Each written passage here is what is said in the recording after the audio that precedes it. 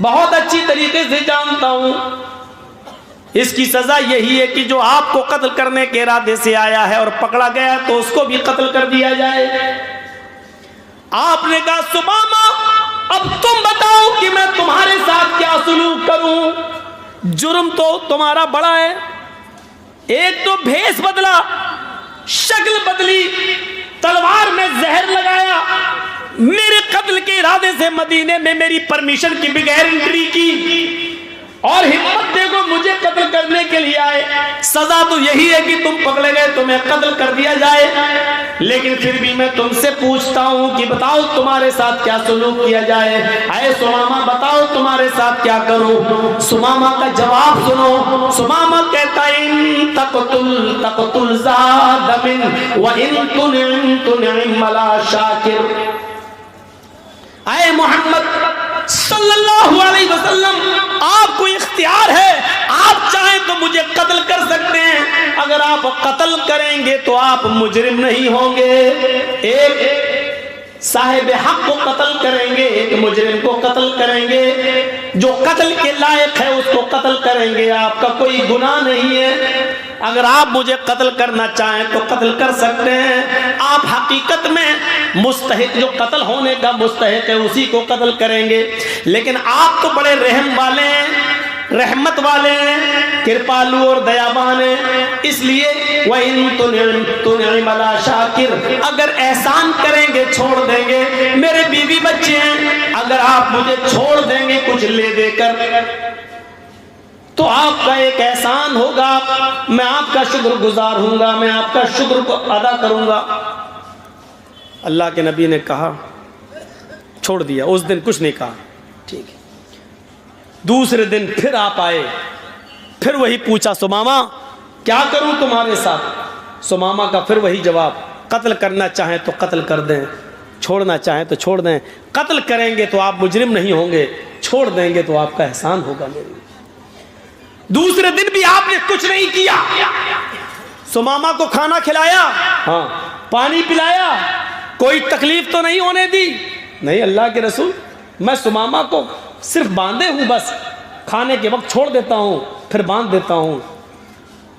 قضائے حاجت پیشاب پائخانے کے لیے جاتا ہے تو اس وقت کچھ لوگ اس کے ارد گرد رہتے ہیں, چاروں طرف سے گھیرا لگا لیتے ہیں اور پھر اس کو پکڑ کے پھر یہاں باندھ دیتے ہیں. کوئی کمی نہیں ہونے دی جا رہی ہے. ہم لوگ بھوکے رہتے ہیں لیکن سمامہ کو کھانا کھلاتے ہیں. آپ نے کہا ٹھیک. تیسرے دن پھر سمامہ سے پوچھا, سمامہ بولو تمہارے ساتھ کیا کروں, کیا حال ہے. کہا جس حال میں ہوں اسی حال میں. کیا کروں. کہا اللہ کے نبی کیا بار بار پوچھتے ہیں کیا کروں. کل بھی پوچھا, پرسوں بھی پوچھا, آج بھی پوچھ رہے کیا کروں. میرا وہی جواب ہے, آپ چھوڑ, اگر قتل کرتے ہیں تو ایک مستحق کو قتل کر رہے ہیں. ان تقتل ذات دم, قتل کرنا چاہیں تو کر دیجئے. ایک خون والے کو کا خون کر رہے ہیں. ایک ایسے انسان کو آپ ماریں گے جو واقعی مرنے کے لائق ہے, مرنے کا حق ہے, اس کا مرنے کا حق رکھتا ہے وہ, اور اگر چھوڑ دیں گے تو آپ کا ایک احسان ہوگا. آپ نے کہا سمامہ 3 دن سے میں تمہیں قید کیے ہوئے ہوں, کھانے پینے میں کوئی تکلیف نہیں ہونے دی. اس نے کہا بالکل. آئے سمامہ میں تمہیں چھوڑنا بھی چاہتا ہوں اور میں نے یہ نیت کر لی ہے کہ میں تمہیں چھوڑ دوں. تمہارے بھی بیوی بچے ہیں, لیکن آئے سمامہ میری ایک شرط ہے. کہا بتاؤ. اے محمد کچھ مال چاہیے, دولت چاہیے, سونا چاندی چاہیے. میں یمامہ کا گورنر ہوں, ایک حکم دوں گا بھی فوراً چلا آئے گا.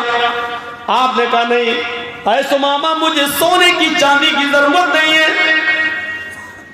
سمامہ میری ایک شرط بس اتنی ہے, میں جب بھی مسجد میں آتا ہوں تو مجھے دیکھتا ہے, چہرہ گھما لیتا ہے, مجھے دیکھتا نہیں ہے, میری آنکھوں میں آنکھیں نہیں ڈالتا ہے. سمامہ بس میری خواہش اتنی ہے, ایک بار تو میری آنکھوں میں آنکھیں ڈال کر مجھ سے بات کر. جیسے میں تجھ سے بات کر رہا ہوں تو مجھے دیکھ کر بات کر. میں تجھ سے بات کرتا ہوں تو سر پھیر کر, چہرہ دوسری طرف کر کے منہ موڑ کر مجھ سے بات کرتا ہے. آئے سمامہ میں وعدہ کرتا ہوں کہ میں تجھے چھوڑ دوں گا، لیکن ایک بار تو میری شکل تو دیکھ لے، میری آنکھوں میں آنکھیں ڈال کر بات تو کر لے۔ مولانا جرجیس کو اگر پھانسی کی سزا ہو جائے اور جج صاحب یہ کہہ دیں کہ جرجیس صرف میری آنکھوں میں آنکھیں ڈال کر بات کرو، مجھے دیکھ کر بات کرو، میں تمہاری پھانسی کی سزا معاف کر دوں گا، تو بتاؤ جرجیس دیکھ لے گا کہ نہیں دیکھ لے گا؟ ارے دیکھنے میں کیا، ہاں جی جج صاحب۔ لیکن یہ کتنا بڑا شاطر دماغ آدمی، اس کو آفر بھی دے دیا میں چھوڑ دوں گا، اور وہ جانتا ہے کہ محمد صلی اللہ علیہ وسلم اپنے وعدے کے پکے ہیں، جو کہتے ہیں کرتے ہیں۔ کہا میں چھوڑ دوں گا، لیکن مجھے دیکھ لے، میری آنکھوں میں آنکھیں ڈال کر ایک بار گفتگو کر لے۔ تو جانتے ہو اس نے کیا جواب دیا؟ جان چھوڑنے کا آفر مل گیا، لیکن اس کا جواب دیکھو کیا تھا۔ کہتا ہے محمد ما رأیت وجہا اقبح من وجہک، میں نے ایران کا بادشاہ دیکھا ہے، میں نے توران کا بادشاہ دیکھا ہے، میں نے مصر کے بادشاہ کو دیکھا ہے، میں نے شام کے بادشاہ کو دیکھا ہے، میں نے عراق کے بادشاہ کو دیکھا ہے، میں نے اردن کے بادشاہ کو دیکھا ہے، میں نے آذربائیجان کے بادشاہ کو دیکھا ہے۔ محمد میں نے بڑے بڑے بادشاہوں کے چہرے دیکھے ہیں، تیرا چہرہ جانتا ہے کیسا لگتا ہے مجھے؟ ما رأیت وجہا اقبح من وجہک، چہروں میں سب سے گندا اگر کسی کا چہرہ ہے، سب سے بدصورت اگر کسی کی شکل ہے تو اے محمد تیری ہے، جا، نہیں دیکھتا تیرا چہرہ، قتل ہو جانا گوارا ہے، تجھے دیکھنا گوارا نہیں۔ ذرا غور کیجئے، ضد دیکھیے اس کی۔ ما رأیت وجہا اقبح من وجہک، دنیا میں بڑے بڑے چہرے دیکھے، سب سے گندا چہرہ تیرا چہرہ ہے، نہیں دیکھتا۔ جس چہرے کو عرش والے نے سراجم منیر کہا ہو، یا ایھا النبی انا ارسلناک شاہدا ومبشرا ونذیرا والداعیا الی اللہ باذنہ وسراجا منیرا، ہم نے روشن چاند، سراجم منیرا، روشن سورج بنا کر بھیجا ہے۔ جس چہرے کو اللہ تعالیٰ نے چمکتا ہوا روشن سورج کہا ہو، اس کو یہ سب سے گندا چہرہ کہہ رہا ہے۔ جس چہرے کو کبھی ام سلیم نے اندھیرے میں دیکھا تو کہنے لگتی ہے محمد اندھیری رات میں میرے پاس آئے تو ایسا لگا جیسے میرے گھر میں کسی نے چراغ روشن کر دیا، جن کے بارے میں حضرت علی نے یہ کہا ہو کہ اللہ کے نبی کا چہرہ جب دیکھتے تو ایسا لگتا جیسے سورج کی روشنی میں تلوار چمکتی، ایسی محمد رسول اللہ کا چہرہ چمکتا اور دمکتا۔ اور جس چہرے کو دیکھ کر کبھی حسان ابن ثابت نے کہا تھا وَأَحْسَنَ مِنْكَ لَمْ تَرَ قَطُّ عَيْنِي وَأَجْمَلَ مِنْكَ لَمْ تَلِدِ النِّسَاءُ، میری آنکھوں نے آپ سے زیادہ حسین کوئی چہرہ ہی نہیں دیکھا، اور دنیا کی کسی عورت نے آپ سے زیادہ خوبصورت بچہ پیدا ہی نہیں کیا، آپ سے زیادہ حسین بچہ پیدا ہی نہیں کیا۔ جس چہرے کو میرے بھائیو اتنا خوبصورت کہا گیا ہو، اس چہرے کے بارے میں یہ سمامہ کہتا ہے دنیا میں سب سے گندا اگر کسی کا چہرہ ہے تو اے محمد تیرا جان نہیں دیکھتا۔ حضرت عمر فاروق کی ہاتھ تلوار پہ مچلنے لگتی ہے، نبی اکرم کے چہرے کی طرف دیکھتے ہیں، اللہ کے نبی نے چہرے عمر فاروق کے ہاتھ کو دیکھا، وہ تلوار کی میان پہ مچل رہا ہے، ادھر دیکھا، فرمایا عمر تلوار نکالنے میں جلدی نہ کیا کرو، عمر تلوار نکالنے میں جلدی نہ کیا کرو۔ علامہ احسان الہی ظہیر نبی اکرم صلی اللہ علیہ وسلم کی زبان سے نکلے ہوئے ان جملوں کے بعد کہا کرتے تھے کہ اللہ کے نبی نے کہا تھا عمر جلدی نہ کیا کرو، کیونکہ جب تم میان سے تلوار نکالتے ہو تو تمہاری تلواروں کی چمک دیکھ کر آسمان بھی پسینہ چھوڑ دیتا ہے، تمہاری ننگی تلوار دیکھ کر آسمان کی پیشانی پر بھی پسینہ آ جاتا ہے، تمہاری تلوار کی چمک دیکھ کر آسمان بھی ڈر جاتا ہے، وہ بھی پسینہ پسینہ ہو جاتا ہے۔ عمر تم تلوار نکالنے میں بہت جلدی کرتے ہو، تلوار نکالنے میں جلدی نہ کیا کرو۔ حضرت عمر فاروق نے کہا اللہ کے رسول وہ آپ کے چہرے کو سب سے گندا چہرہ کہتا ہے، صرف آپ کا اشارہ ہو، اس کی گردن ابھی یہی طرف رہی ہوگی، اس کے جسم سے الگ کر دیتا ہوں۔ فرمایا نہیں اے عمر، گورنر ہے یمامہ کا، اونچی پوسٹ پر ہے، اور جو اونچی پوسٹ پر ہوتا ہے اس کی عقل کچھ زیادہ ہی ہوتی ہے، اس کو کچھ تکبر ہوتا ہے، اس کو بھی اپنی گورنری پر تکبر ہے، جانے دو۔ اے سمامہ ٹھیک ہے، میری شکل نہیں دیکھتا مت دیکھ، میرا چہرہ نہیں دیکھتا مت دیکھ، اچھا جا ذرا میرے کچھ صحابیوں کے ساتھ اس مدینہ کو دیکھ لے، اس بستی کو دیکھ لے، ایک چکر لگا لے، دیکھ یہاں کیسا امن برس رہا ہے، کیسی شانتی برس رہی ہے، کتنا امن کا ماحول ہے، ذرا جا اور میری اس مدینے کی بستی کو دیکھ لے۔ سمامہ پیچھے سر کر کے کہتا ہے اے محمد نہ تجھے دیکھتا ہوں نہ تیری بستی کو دیکھنا گوارا ہے، جس طرح تیرا چہرہ سب سے گندا، مارائی تو بلدن نقبہ من بلدک، تیری بستی بھی سب سے گندی بستی، تیرا شہر بھی سب سے گندا شہر، ہم نے ایران دیکھا، شام دیکھا، عراق دیکھا، مصر دیکھا، فلسطین دیکھا، ہم نے سب دیکھا، سب سے گندا شہر اگر کوئی نظر آیا تو تیرا شہر مدینہ نظر آیا، قتل ہو جانا گوارا، نہ تیرا چہرہ دیکھنا گوارا، نہ تیری بستی دیکھنا گوارا۔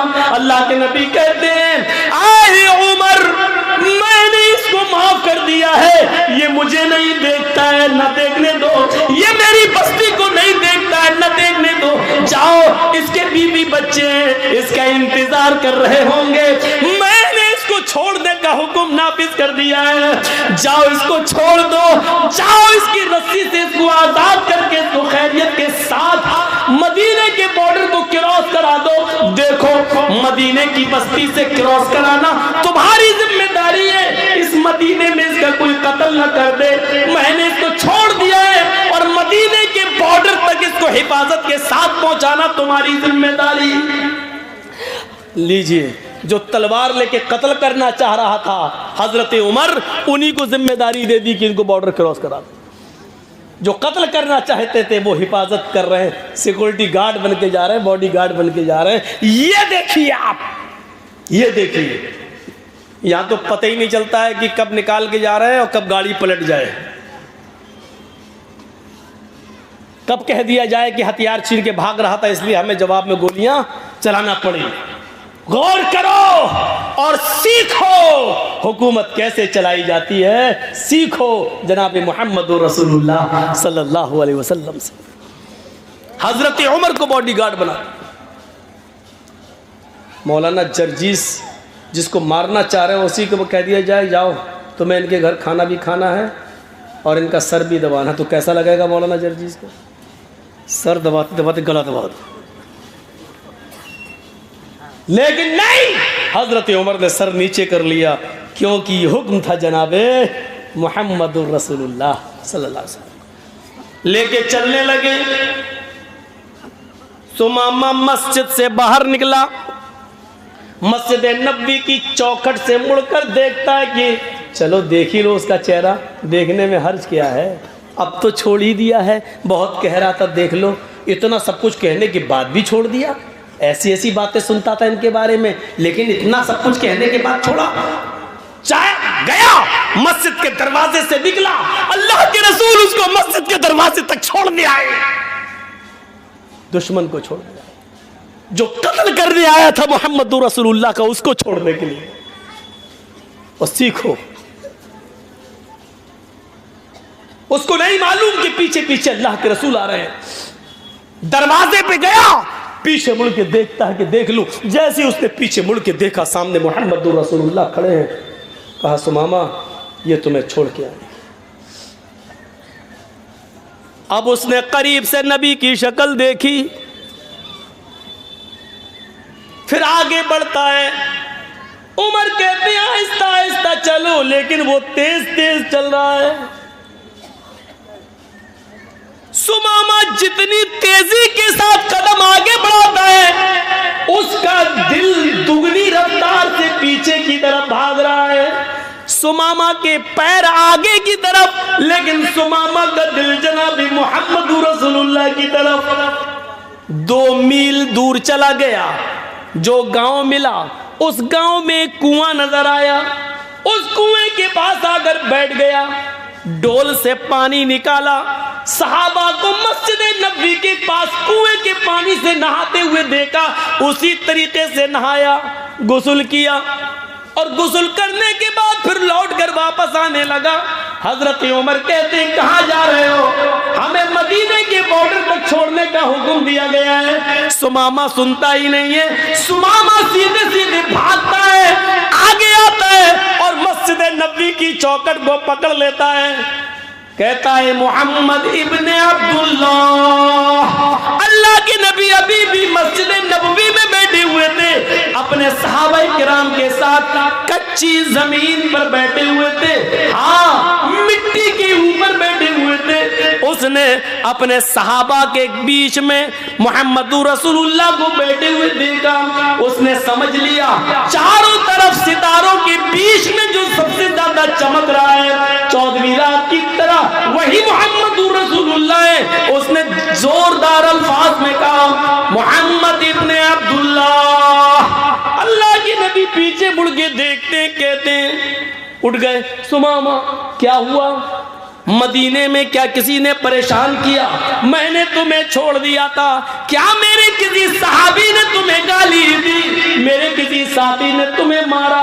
عمر کو بھیجا تھا تمہارے ساتھ بارڈر پر چھوڑنے کے لیے. پھر کیا بات ہے کہ تم یہاں آ گئے ہو؟ کیا عمر نے تمہاری گردن پہ تلوار رکھی؟ جواب دیتا سمامہ روتے ہوئے, نہیں اے اللہ کے نبی ایسا کچھ نہیں ہے, میں اب قید ہو گیا. جب رسی سے بندھا تھا تو آزاد تھا, جو من میں آتا تھا بولتا تھا, آپ کے خلاف بھی زہر اگلتا تھا, لیکن جب آپ نے مجھے آزاد کر دیا تو حقیقت میں وہ آزادی نہیں دی, آپ نے مجھے اپنے دل کا گرویدہ بنا لیا ہے, اپنے اخلاق کے رسی میں باندھ دیا ہے. مجھے معاف کر کے میرے بیویوں بچوں پہ احسان کر کے آپ نے مجھے خرید لیا ہے. اے محمد ابن عبداللہ, یمامہ کا گورنر تھا, آج گورنری کا تاج اتارتا ہوں اور محمد کے پیروں کے جوتے صاف کرنے کے لیے, محمد کی غلامی کرنے کے لیے تیار ہوں. مجھے بھی اپنا غلام بنا لو, مجھے بھی اپنے مذہب میں لے آؤ, مجھے بھی اسلام سے جوڑ دو. اشہد ان لا الہ الا اللہ و اشہد ان محمدن عبدہ و رسولہ, یہ کلمہ پڑھتا ہے اور سمامہ جناب محمد رسول اللہ کا سچا امتی بن جاتا ہے. ایک یہودی ہے, قیدی ہے, اور اتنا بڑا مجرم ہے کہ اس کے جرم کے حساب سے اس کی سزا قتل ہے, لیکن اس کو معاف کر رہے ہیں محمد رسول اللہ. اگر یہ اخلاق سب پڑھ لیں تو کوئی بھی نتیانند پیدا نہ ہو, اور کوئی بھی وسیم رضوی کی طرح قرآن کی آیتیں نکالنے کی بات نہ کرے. شرط یہ ہے کہ گھرڑا اور نفرت کی چادر اتار کر محمد رسول اللہ صلی اللہ علیہ وسلم کی زندگی کا مطالعہ کیا جائے. قیدیوں کے ساتھ یہ حسن سلوک, انسانیت کا ایسا درس, انسانیت کا ایسا سبق ہمیں دنیا کی کسی کتاب کے اندر نہیں ملتا ہے. کہاں ہے انسانیت آج؟ پڑوسی پڑوسی کو کھایا جا رہا ہے, دوست دوست کو کھایا جا رہا ہے, ایک دوسرے کا حریف بنا ہے. ہم آج اپنی تکلیف سے اتنے پریشان نہیں ہیں جتنا آپ کی خوشی سے ہم پریشان ہیں. ہم اپنی پریشانی سے اتنا پریشان نہیں ہیں جتنا آپ کو آرام میں دیکھ کر ہم پریشان ہو رہے ہیں. میرے بھائیوں, آج یہ صورتحال ہماری ہو چکی ہے. ہماری 12 سال کا بچہ بیمار ہوتا ہے یہودیوں کا، یہودی کا بیٹا ہے، اللہ کے نبی کا سر دبا دیا کرتا تھا، محمد رسول اللہ کا کبھی کبھی پیر دبا دیا کرتا تھا، صحابہ کو آپ درس دیتے تھے تو وہ یہودی بچہ نبی کی محفل میں بیٹھ جایا کرتا تھا، باتیں سنتا تھا، اس کا دل تھا اللہ کے رسول کی باتوں پر ایمان لانے کا، لیکن گھر جاتا تو اس کا باپ اس کو ڈانٹتا تھا اور مارتا تھا، اس لیے وہ باپ کے ڈر سے اسلام نہیں لاتا تھا، لیکن نبی کو معلوم تھا کہ وہ بچہ یہاں آتا ہے، صحابہ کرام کے ساتھ بیٹھ کر میری باتیں سنتا ہے، آج پتا چلا کہ وہ 12 سال کا بچہ یہودی کا بیمار ہو گیا ہے، اللہ کے نبی چند صحابہ کو لیتے ہیں اور کہتے ہیں چلو اس بچے کو دیکھنے چلنا چاہیے، جو یہاں آتا تھا، بیٹھتا تھا، میرا درس سنتا تھا، او سنو بیمار ہے، کون؟ یہودی کا بیٹا، کون؟ جو ابھی مسلمان نہیں ہوا ہے، اس کی عیادت کے لیے جا رہے ہیں، کون؟ جناب محمد رسول اللہ۔ اسلام ہمیں یہ سبق پڑھاتا ہے کہ کوئی بھی آدمی بیمار ہو اس کو دیکھنے کے لیے جاؤ، ہندو اور مسلمان کے چشمے سے، یہودی اور عیسائی کے چشمے سے نہیں، انسانیت کے چشمے سے دیکھو اور اس کو دیکھنے کے لیے جاؤ۔ اللہ کے نبی وہاں جاتے ہیں اور اس کے سر کے پاس جا کر بیٹھ جاتے ہیں، وہ بچہ سسکیاں لے رہا تھا، اس کی روح اکھڑ رہی تھی، اس کی سانسیں چل رہی تھی اور اکھڑنے کے قریب تھی، سسکیاں لے رہا تھا، بس چند لمحوں کا مہمان تھا اس دنیا میں، وہ اللہ کے نبی کو دیکھنے لگا، پھر اپنے باپ کو دیکھتا، اللہ کے نبی نے اس سے کہا بیٹے قل لا الہ الا اللہ، لا الہ الا اللہ پڑھ لو، لا الہ الا اللہ کہہ لو۔ اس بچے نے اپنے باپ کو دیکھا، باپ نے سمجھ لیا کہ میرا بیٹا اللہ کے نبی کی صف میں بیٹھتا تھا، باتیں سنتا تھا اور گھر آ کر کہتا تھا کہ ہمیں ان کی باتیں اچھی لگتی ہیں، ہم محمد صلی اللہ علیہ وسلم پر ایمان لانا چاہتے ہیں، میرا بیٹا آخری وقت ہے پھر بھی محمد رسول اللہ کو دے کے چلا جا رہا ہے، اس کا مطلب یہ ہے کہ آخری وقت میں اس کا دل نبی کی باتوں پر مطمئن ہے۔ باپ نے اشارہ کر دیا، ہاں بیٹے میں پوری زندگی تمہارے جو تمہیں نہیں کرنے دیا، آج تمہیں آزادی دیتا ہوں، محمد جو کہہ رہے ہیں، ابو القاسم جو کہہ رہے ہیں، ان کی بات مان لو، تم بھی تو ان پر ایمان لانا چاہتے تھے، پڑھ لو۔ اس بچے نے جملہ ادا کیا اپنے باپ کی اجازت کے بعد، اشہد ان لا الہ الا اللہ واشہد ان محمدن عبدہ ورسولہ، یہ کلمہ پڑھنے کے فوراً ترنت اس کلمہ پڑھنے کے تھوڑی ہی دیر چند لمحوں کے بعد اس بچے کا انتقال ہو جاتا ہے۔ اللہ کے نبی کی آنکھوں میں آنسو آتے ہیں اور کھڑے ہو جاتے ہیں اس کے بستر سے اور کہتے ہیں الحمدللہ الذی انقذہ من النار، ساری تعریف اس اللہ کے لیے جس اللہ نے اس بچے کو آخری وقت میں جہنم کے عذاب سے بچا لیا، دوزخ کی آگ سے بچا لیا، اس بچے کی مغفرت فرما دی، آخری وقت میں اس کو کلمے کی توفیق عطا فرمائی، اللہ نے اس بچے پر رحم کیا، ساری تعریف اس اللہ کے لیے ہے۔ غور کرو انسانیت کا ایسا سبق کہ 12 سال کے بچے تک کو دیکھنے کے لیے پہنچ جائیں، اس وقت کوئی چشمہ نہیں، انسانیت کا چشمہ لگائے ہوئے جناب محمد رسول اللہ اور یہودی بچے کی تیمارداری کر رہے ہیں، چونکہ وہ میری باتیں سنتا تھا، میری محفل میں بیٹھتا تھا، اس کو میری باتیں اچھی لگتی تھی، باپ کی ظلم کی وجہ سے اسلام نہیں لاتا تھا، اس لیے آخری وقت میں اس کو دعوت بھی دے دی، چاہو تو کلمہ پڑھ لو، اور باپ نے بھی اجازت دے دی بیٹے پڑھ لو، تم بھی تو چاہتے تھے، ٹھیک ہے جیسا ابو القاسم کہہ رہے ہیں، محمد رسول اللہ کہہ رہے ہیں ویسا کرو۔ اس نے آخری وقت میں مسکراتے ہوئے کلمہ پڑھا، کلمہ پڑھتے ہی روح نکل گئی۔ نبی اکرم کی دعا دیکھو، تمام تعریفیں اس اللہ کے لیے جس نے آخری وقت میں اس بچے کو دوزخ کی آگ سے بچا لیا، جہنم کی آگ سے بچا لیا۔ یہ انسانیت کا سبق ہے۔ خود اللہ کے نبی اپنے چند صحابہ کے درمیان بیٹھے ہوئے ہیں، اپنے چند ساتھیوں کے درمیان بیٹھے ہوئے ہیں، یہودی کا ایک جنازہ آیا، یہودی کا جنازہ آ رہا ہے. جنازہ جیسے ہی قریب آیا اللہ کے نبی کھڑے ہو گئے. اللہ کے نبی کھڑے ہو گئے اور اس جنازے کے ساتھ چند قدم چل دیے. صحابہ کرام نے دیکھا اللہ کے نبی کھڑے ہو گئے. جنازہ جب آگے گزر گیا تو صحابہ نے کہا اے اللہ کے رسول, ایک یہودی کا جنازہ دیکھ کر آپ کھڑے ہو گئے. یہودی, وہ یہودی جس کی مخالفت آپ کرتے ہیں, وہ یہودیت جس کے بارے میں اللہ کے آپ فرماتے ہیں کہ مجھے یہودیوں کی مخالفت کرنے کے لیے بھیجا گیا. خالف الیہود, یہودیوں کی مخالفت کرو. وہ یہودیت جس کے بارے میں آپ کہتے ہیں کہ بنی اسرائیل محرم کا ایک روزہ رکھتے ہیں, تم 2 روزے رکھو. یہودی محرم کا ایک روزہ رکھتے ہیں, تم 2 روزے رکھو. وہ بنی اسرائیل, وہ یہودی کہ جن کے پائجامے ٹخنوں سے نیچے, جن کی لنگیاں ٹخنوں سے نیچے ہوتی, آپ نے کہا یہودیوں کی مخالفت کرو. وہ ٹخنوں سے نیچے پائجامہ لنگی پہنتے ہیں, تم ٹخنوں سے اوپر پہنو. وہ یہودی جن کی مخالفت میں اللہ کے نبی نے فرمایا وعلی التعمید خلف الامام علی یہود حاضل امہ, یہودی اپنے امام کے پیچھے زور سے آمین بولنے سے جلتے ہیں, تم زور سے آمین بولا کرو. یہودیوں کو چڑھاؤ. پوری زندگی یہودیوں کی مخالفت کرتے ہوئے گزری, لیکن آج یہودی کا جنازہ آتا ہے تو آپ اس کو دیکھ کر کھڑے ہو جاتے ہیں. پوچھا گیا اللہ کے نبی آپ یہودی کا جنازہ دیکھ کر کھڑے ہو گئے. یہودی کا جنازہ, اللہ کے نبی نے فرمایا ہاں. کیوں نہیں کھڑا؟ کیا مرنے والا انسان نہیں تھا؟ میں نے یہودیت کے چشمے سے نہیں دیکھا, انسانی ہمدردی کے ناطے میں کھڑا ہوا.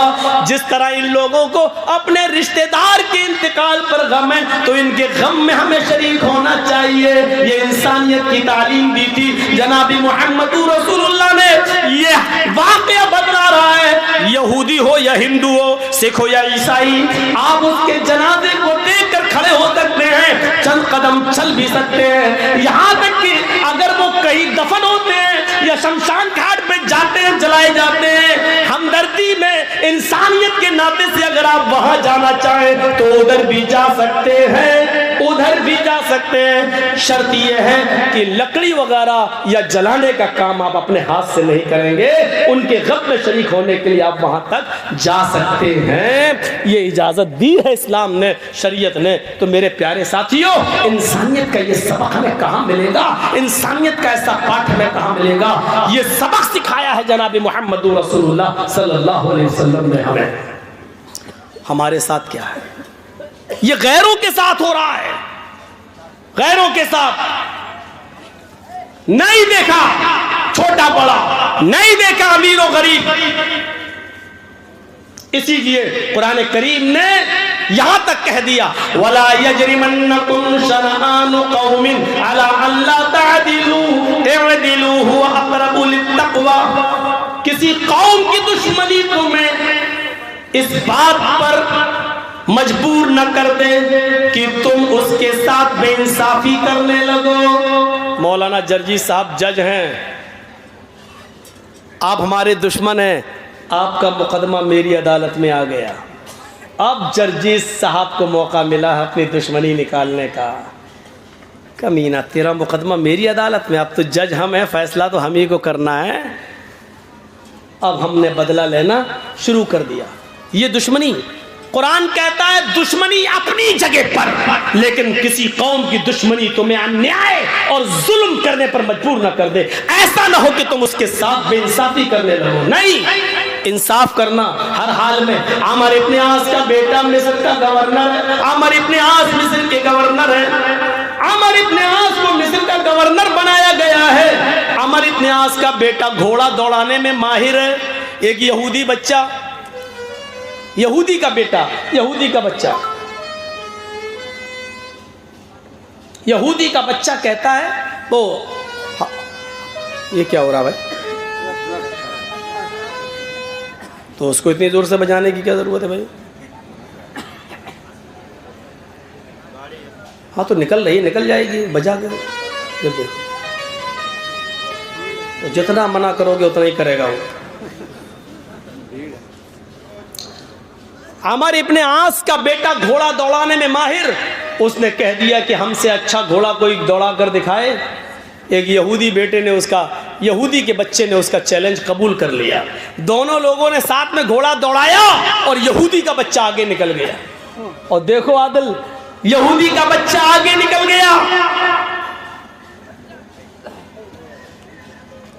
عمر ابن عاص کے بیٹے کو غصہ آیا، مجھ سے آگے کیسے نکل گیا؟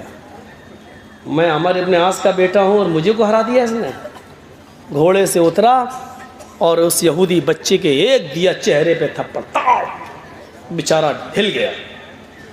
اس نے کہا کہ دیکھو آپ نے مجھے اکارڑ مارا ہے، بلا وجہ مارا ہے، آپ نے مجھے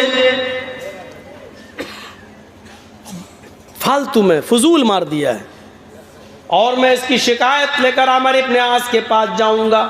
اس یہودی بچے کو یہ نہیں معلوم کہ یہ عمر ابن عاص کا بیٹا ہے۔ میں تمہاری شکایت ہائی کمان تک لے کے جاؤں گا، اعلیٰ کمان تک لے کے جاؤں گا، عمر ابن عاص کے پاس لے کر جاؤں گا۔ عمر ابن عاص کا بیٹا مسکراتے ہوئے کہتا جا جا۔ کس کے پاس جائے گا؟ گورنر کے پاس۔ جاؤ، میرا کچھ نہیں ہوگا، میرا کوئی کچھ نہیں کر سکتا، تو جس گورنر کے پاس جائے گا وہ میرا باپ ہے، میں عمر ابن عاص کا بیٹا ہوں، میرا کوئی کچھ نہیں کرے گا۔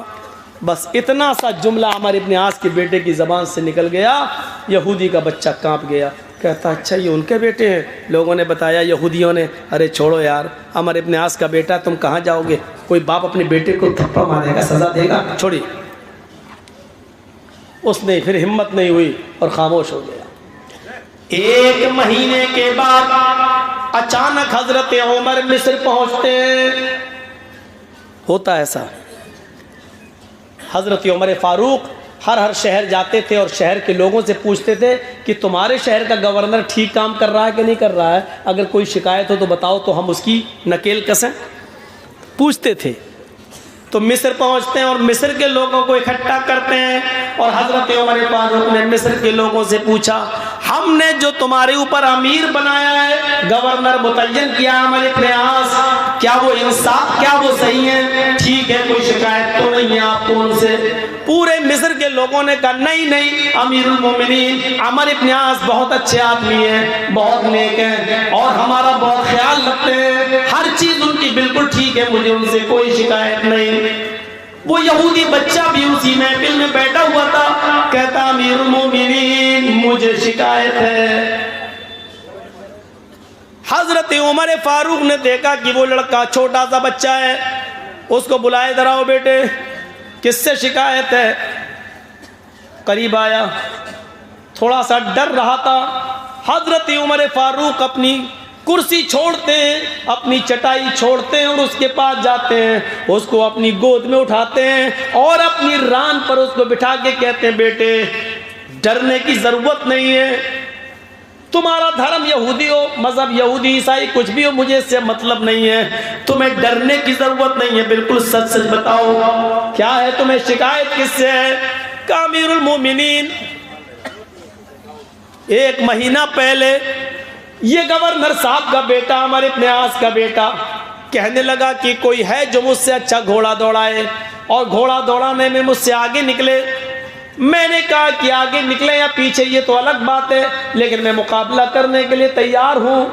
امیر المومنین، میں نے عمر ابن عاص کے بیٹے کے ساتھ گھوڑ دوڑ میں مقابلہ کیا، میرا گھوڑا آگے نکل گیا، یہ ہار گئے، انہوں نے غصے میں آ کر میرے زوردار تھپڑ مار دیا، میری 5 انگلیاں چہرے پہ چھپ گئی۔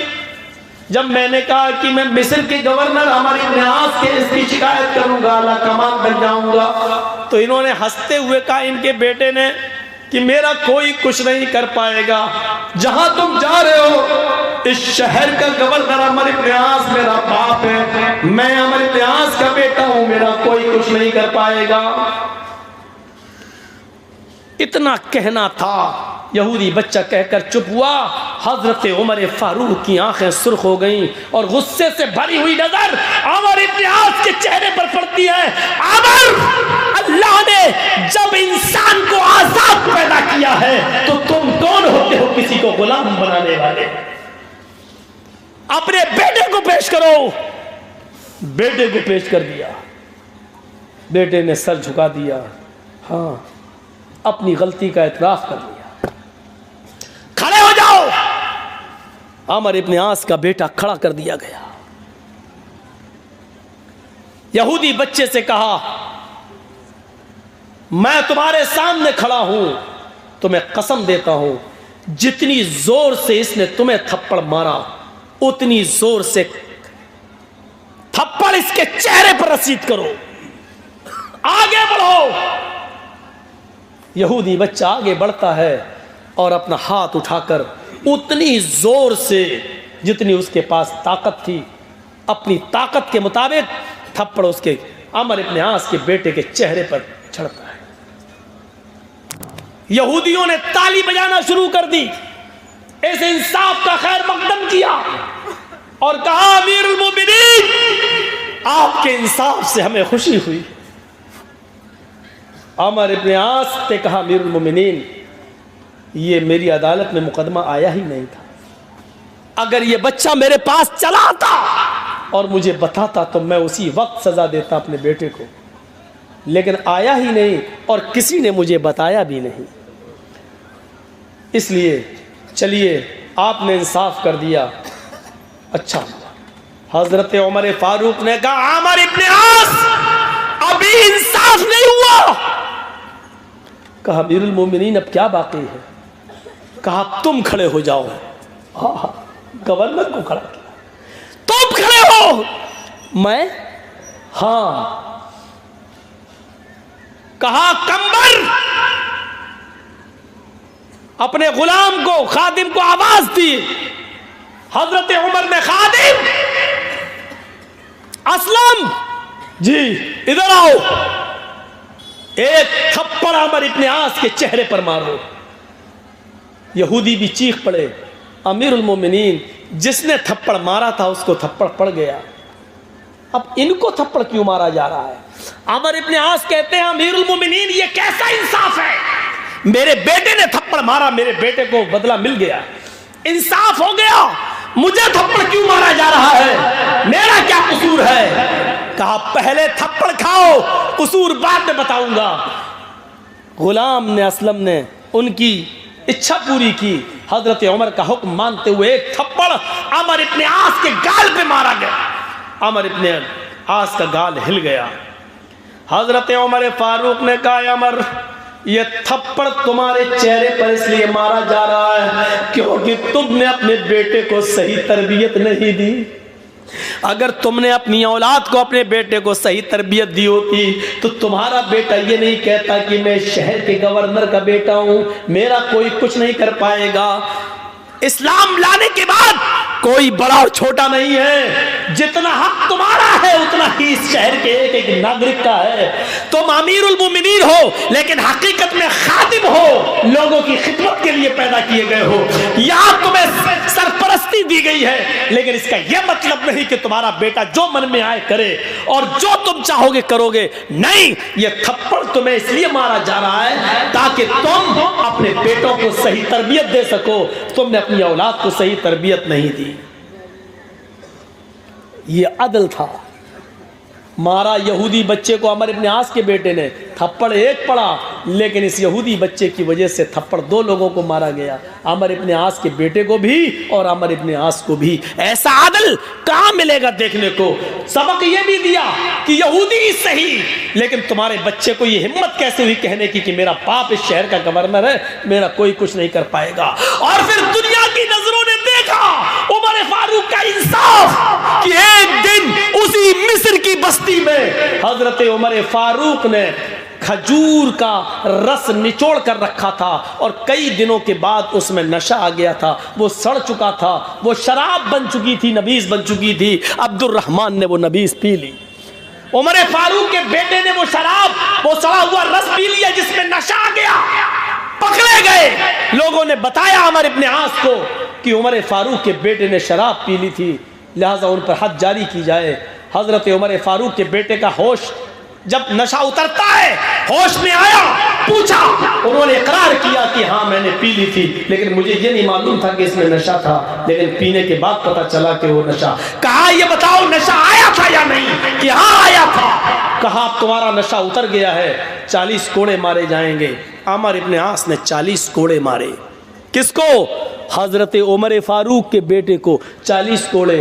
لیکن مدینے میں جب حضرت عمر کو پتا چلا کہ میرے بیٹے نے شراب پی لی اور اس کو عمر ابن عاص نے 40 کوڑے کی سزا سنائی اور ماری, لیکن اس کے باوجود مدینے سے گھوڑا بھیجا اور عمر ابن عاص کو ایک لیٹر لکھا کہ جیسے یہ لیٹر تمہیں ملے تو اس اچھے اور مضبوط گھوڑے پر میرے بیٹے کو بٹھا کر جلدی مدینہ روانہ کرو. حکم کی تعمیل کی گئی. عمر ابن عاص نے عمر فاروق کے بیٹے کو مصر سے روانہ کر کے کہا تمہارے باپ نے ارجنٹ تمہیں بلایا ہے. مدینے بیٹا پہنچ